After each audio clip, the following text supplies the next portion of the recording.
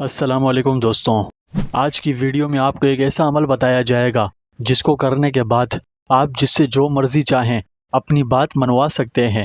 بس شرط یہ ہے کہ عمل جیسا میں ویڈیو میں بتاؤں بالکل ویسے ہی کرنا ہے، تبھی عمل اثر کرے گا، ٹھیک ہے؟ یہ عمل ان لوگوں کے لیے بہت ہی خاص ہے جو کسی انسان سے اپنی بات منوانا چاہتے ہیں مگر سامنے والا اس کی باتوں پر دھیان ہی نہیں دیتا، کوئی بات ڈھنگ سے سنتا ہی نہیں اور اسے نظر انداز کر دیتا ہے۔ تو اس کے لیے آج کا عمل میری طرف سے ایک تحفہ ہے، اس عمل کو ضرور کریں، انشاءاللہ 100% کامیابی حاصل ہوگی۔ عمل بھی آپ کو بتاؤں گا اور اس کا مکمل طریقہ کار بھی بتاؤں گا، اس لیے عمل کو نہایت توجہ سے سماعت فرمائیے گا۔ اگر آپ وظیفے کو بتائے ہوئے طریقے سے نہیں کریں گے تو وظیفہ اثر نہیں کرے گا، اس لیے آپ سے یہی گزارش ہے کہ جیسا بتایا جائے اسی طریقے سے کرنا ہے۔ اگر کوئی بات سمجھ میں نہ آئے تو کامنٹ میں پوچھ لیجئے گا، پر وظیفہ غلط طریقے سے نہیں کرنا ہے۔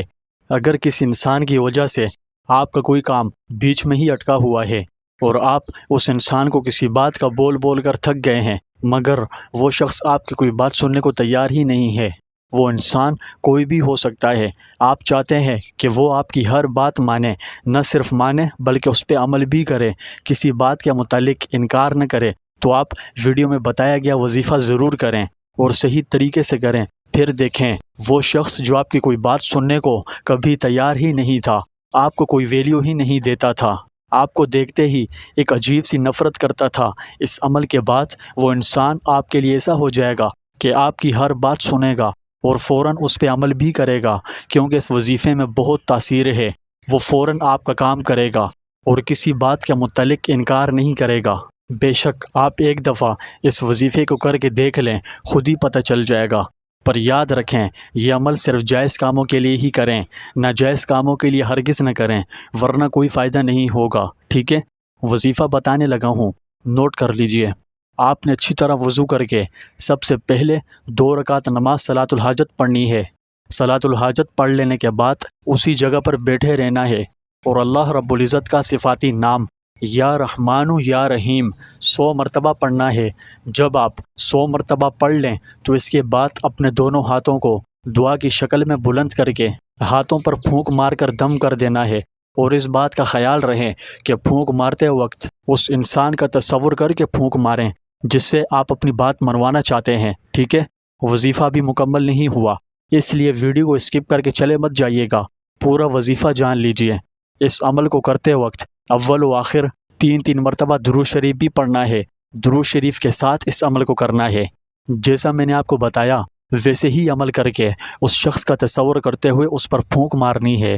اس کے بعد جب آپ اس شخص سے ملاقات کرنے کے لیے جائیں تو یا رحمان یا رحیم پڑھتے ہوئے جائیں، اور جب آپ اس شخص کے قریب پہنچ جائیں تو اس پر اپنا پڑھائی کیا ہوا عمل، یعنی جو آپ نے 2 رکعت صلاۃ الحاجت اور وظیفہ کیا تھا، وہ اس شخص کے قریب پہنچ کر ایسے طریقے سے اس پر پھونک ماریں کہ اسے بالکل بھی پتہ نہ چلے، یعنی اسے یہ احساس نہ ہو کہ آپ نے اس پر کچھ پڑھ کر دم کیا ہے، ٹھیک ہے؟